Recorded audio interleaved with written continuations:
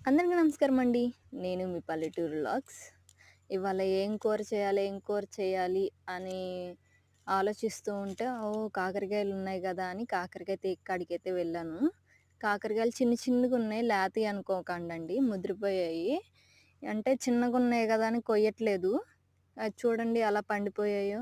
ఇంక మొత్తం పండిపోతాయని కోసాను.